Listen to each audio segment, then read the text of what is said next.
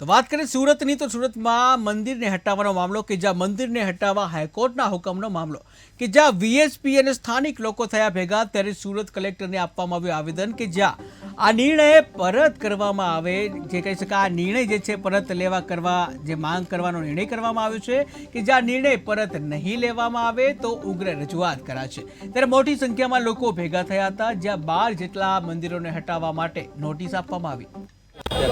આજે બે વિષયની રજૂઆત છે, બે વિષયના આવેદનપત્ર છે। પહેલો વિષય છે એ અખિલ ભારતીય બજરંગ દળ દ્વારા આજે જે જમ્મુ કાશ્મીરની અંદર માતા વૈષ્ણવ દેવીના દર્શન કરવા જતા જે બસ ઉપર મુસ્લિમ આતંકવાદીઓ દ્વારા જે હુમલો થયો છે, આ હુમલાના વિરોધમાં આખા દેશમાં બજરંગ દળ દ્વારા આવેદનપત્ર આપવામાં આવ્યું છે।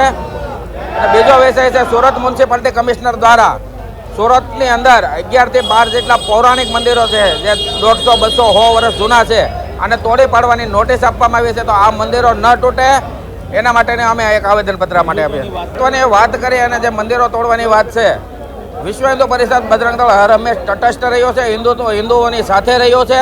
અમારે કોઈ રાજકીય પાર્ટી યારે લેવા દેવા નથી। હિન્દુત્વની વાત કરવાવાળા અલગ હોય છે અને હિન્દુત્વનું કામ કરવાવાળા અલગ હોય છે।